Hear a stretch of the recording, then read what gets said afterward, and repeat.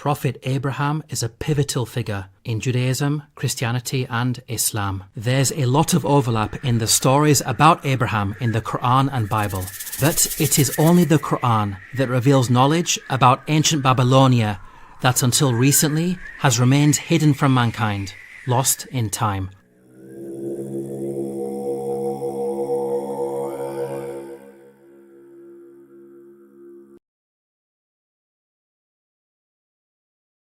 Jewish, Christian and Islamic sources all place Abraham's birthplace in ancient Babylonia, the region where we find modern-day Iraq.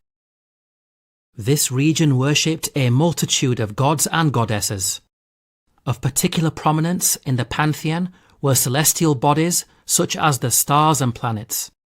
Each city had a patron god, which they worshipped as their main benefactor and protector. The moon god Nana, symbolized by the crescent, was worshipped at Ur and Haran.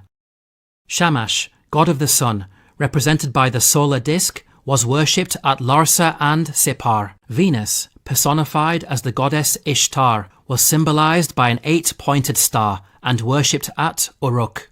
According to Mesopotamian mythology, these three celestial bodies, the sun, the moon and Venus, formed an astral triad. Recent archaeological discoveries depict the special relationship between these deities. The stele of Ur-Nammu shows the sun and moon joined together. The Kuduru of King Melishipak depicts the astral triad in full. The Kuduru of Nebuchadnezzar shows the astral triad. The stele of Nabonidus also depicts the astral triad. The wide geographic distribution of these artifacts indicates that this astral triad was a prominent cult throughout the region.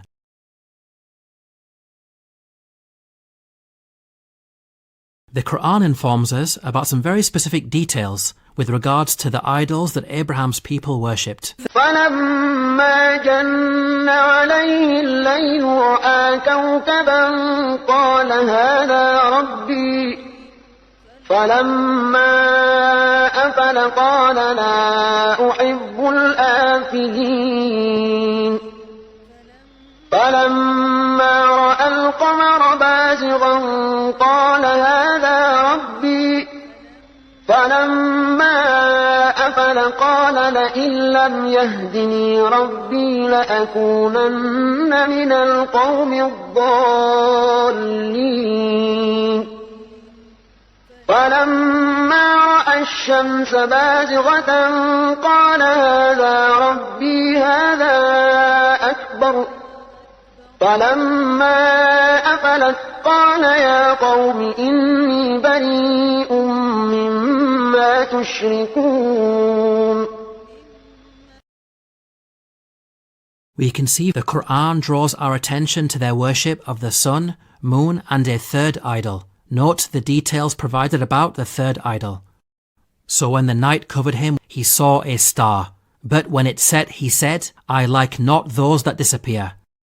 The word translated here as star is the Arabic word kawkab, which carries the meaning of celestial object and can be used to refer to a star or planet. The Qur'an tells us that at the onset of nightfall, this celestial object appeared for only a brief amount of time. This description of the third idol matches the characteristics of the goddess Ishtar. One of her names was the evening star because she personified Venus, a planet that appears for only a brief amount of time in the evening. We can see that the Qur'an's claims about the idolatry of Abraham's people is accurate in light of what we know historically about the cult of the astral triad.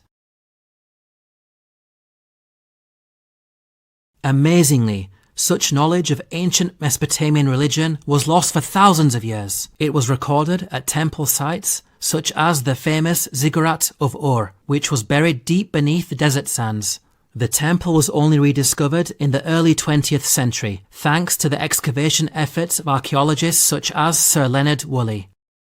Even the Sumerian language that these ancient artifacts were written in was unknown.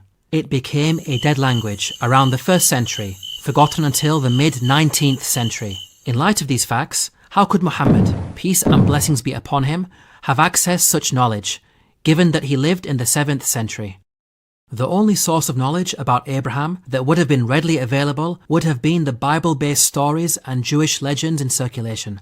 If we examine the Bible, we find that it's silent on such details. Long ago your ancestors, including Terah, the father of Abraham, and Nahor, lived beyond the Euphrates River and worshipped other gods. We can see that it makes no mention of specific idols that were worshipped. They are simply referred to as other gods.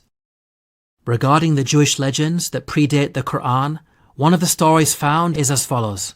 And a voice came into his heart, saying, "All the signs of the stars and the signs of the sun and moon are all under the Lord's control." While this account does reference the sun and moon, note how it mentions stars in the plural. We can see that Jewish legend has a general awareness of their worship of celestial objects, but it lacks the specifics of the astral triad in the Qur'an. In another Jewish legend about Abraham, we find mention of the worship of elemental gods. "Behold, the fire is more worthy of honor than all things formed. But even more worthy of honor is the water, because it conquereth the fire. But even it I do not call God, because it is subjected to the earth." Nowhere does the Qur'an mention that Abraham's people worshipped the elements of fire, water, or earth. Now, if the Qur'an did copy from such an account, then it would have included the mention of these elements, but it never does. These examples make it apparent that Jewish legends were also not used as sources by the Qur'an. Now, it's important to point out that some of the deities did spread outside the region. For example, Ishtar was also worshipped in Arabia. However, she took on very different characteristics. She became the male deity Aftar, representing the god of thunderstorms, symbolized as an antelope. In Egypt, she was Astarte, the goddess of war, symbolized by a horse and chariot. These incarnations are radically different to their counterpart, Ishtar, the evening star. We can see that Ishtar had a chameleon-like quality. Her identity was constantly evolving, with her attributes, symbolism, and even gender differing from region to region. This would have made it difficult for Muhammad, peace and blessings be upon him, to accurately pinpoint her identity in the context of Abraham.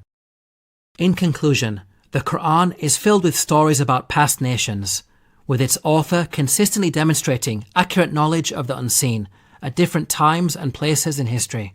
This is not a quality of human beings, but rather the divine. The Qur'an proclaims that God Almighty Himself revealed such knowledge.